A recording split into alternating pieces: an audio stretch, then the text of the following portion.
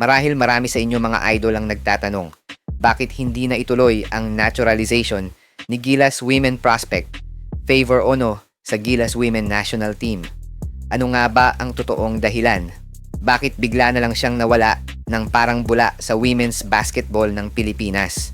Pero bago yan mga idol, pindutin lang ang subscribe button para updated ka sa latest basketball news and highlights. Sa loob ng halos 2 taon, isa sa pinakamalalaking pangalan na inaasahang magiging susunod na naturalized player ng Gilas Pilipinas Women ay si Favor Ono, ang 6'4" Nigerian center na unang sumikat sa University of the Philippines matapos manalo bilang UAAP Rookie of the Year. Ay itinuring sana noon bilang magiging long-term partner ni Jack Animam sa frontcourt ng national team. Noong 2024, mismong ang Samahang Basketball ng Pilipinas at ex-Gilas Women head coach Pat Aquino ang nagsabing isinusulong nila ang naturalization ni Ono.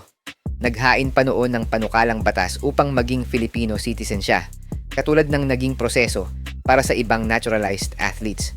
Ang plano ay maging eligible siya sa SEA Games at sa mga susunod na FIBA tournaments. Ngunit makalipas lamang ang 1 taon, tila biglang nag-iba ang direksyon ni Favor Ono. Sa halip na manatili sa Pilipinas, tinanggap ni Favor ang scholarship offer ng Oklahoma State University sa NCAA Division I sa US. Isa itong napakalaking oportunidad para sa kanyang basketball career at isa sa pinakamalalaking hakbang na maaaring tahakin ng isang batang player. Ayon mismo sa ulat ng Philippine Daily Inquirer, hindi isinara ni Ono ang pinto sa posibilidad na magsuot pa rin ng Gilas jersey balang araw. Ngunit sa ngayon ay nakatuon muna siya sa kanyang pag-aaral at sa kanyang career sa US basketball.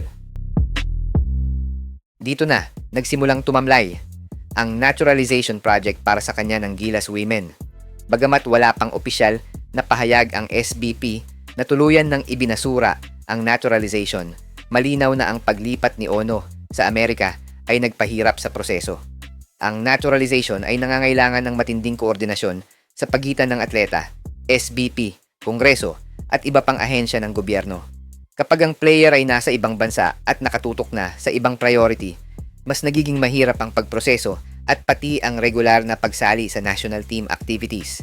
Dahil sa hindi inaasahang pagbabago sa desisyon ni Favor Ono, lumihis na din ang plano ng SBP sa kanya. Naghanap na lang ng panibagong player ang SBP na pwedeng kapalit ni Favor Ono at na-scout ang 6' American player na si Elizabeth Means.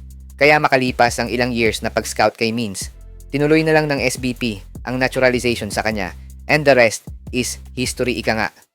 Bagamat nakafocus si Means sa 3x3 basketball, sinabi naman ng SBP na pwede naman siyang kunin pag kinakailangan sa 5-on-5 event, lalo na pag hindi available si Vanessa De Jesus. Sa kaso naman ni Favor Ono, sa kanyang panayam bago umalis patungong Oklahoma State, sinabi ni Ono na open pa rin naman siya sa paglalaro para sa Pilipinas kung magkaroon ng pagkakataon. Ibig sabihin, hindi pa sarado ang pinto para sa kanya. Ngunit sa ngayon, tila hindi na siya ang pangunahing proyekto ng SBP bilang naturalized player dahil nga nandyan na si Means. Sa latest update, nakatutok pa rin si Ono sa kanyang pagpapalakas sa NCAA at ang kanyang pangarap na makapasok sa WNBA sa hinaharap. Sa tingin nyo mga idol, sayang nga ba na hindi nakuha ng Gilas Women si Favor Ono? Hi guys! Kung naghahanap ka ng legit Gilas jerseys, marami tayong partner stores ang nagbebenta niyan. All you have to do is i-click lang yung link sa gilid ng mga video at magpa-pop na yung mga stores sa gilid. Get yours now guys at huwag kalimutan mag-subscribe kay Overdrive Highlights.